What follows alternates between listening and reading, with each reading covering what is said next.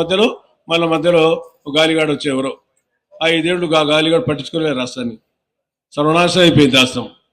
ఆ 5 ఏళ్ళు కూడా అభివృద్ధి చెందే ఏమైంది పరిస్థితి మనకు. మళ్ళీ ఇప్పుడు రాష్ట్ర పరిస్థితి జనార్దన్ రెడ్డి తెలుసు, మనకు తెలుసు. 10 లక్షల కోట్ల రూపాయలు అప్పు చేసిపోయిండు. 10 లక్షల కోట్లు.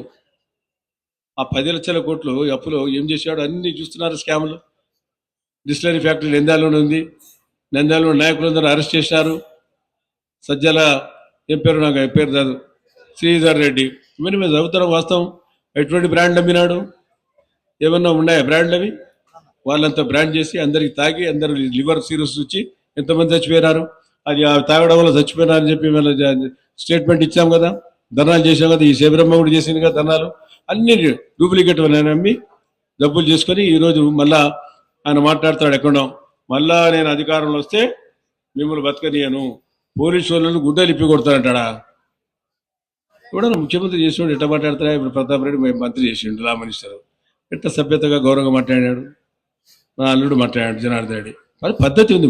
నువ్వు ముఖ్యమంత్రివి, మాట్లాడే పద్ధతి, నీ ఉచ్చారణ ఏ రకంగా ఉంది, నీ భాష ఏ రకంగా ఉంది. 2 నెలల్లో ముఖ్యమంత్రిగా ఉన్నప్పుడు చంద్రబాబు నాయుడు గారు ఏమన్నావు? బంగాళాఖాతంలో కలుపుతానాడు, లేకపోతే నా ఇంటిగా పెరుకోమంటావు. ఏంటి నీ భాష? ఎంటికలు పెరకాలంటే ఏమి ఎంటిగా పెరకాలి అనేది? ప్రజలు ఏమనుకుంటారు దాని గురించి? ఓ ముఖ్యమంత్రి నువ్వేమా ఏమైనా చేసినావా? కడప జిల్లాలో షాదీఖానా కట్టినారు, సారీ హౌస్ కట్టినారు. చంద్రబాబు నాయుడు గారు 25 లక్షలు ఇచ్చినారు. నీ జిల్లాలో నువ్వు హౌస్ కంప్లీట్ చేయాలి కదా, కంప్లీట్ చేసినావా? మళ్ళీ 10 కోట్లు కావాలా? సిగ్గులే నీకు? ఉర్దూ యూనివర్సిటీ చంద్రబాబు నాయుడు గారు ఏర్పాటు చేస్తే ఆ ఉర్దూ యూనివర్సిటీని పట్టించుకున్నావా? ఆ పిల్లలు కనపడతా ఉన్నాయి. మళ్ళీ మైనార్టీలకు ఏం చేసినావా? ఒక్క పని అని చేసినా చెప్పానండి. అది ఎట్లా నేను చూస్తే ముఖ్యమంత్రి గారు చూపించాం. నేను చెప్పా, నా పక్కన అమ్మాయి ఉండేది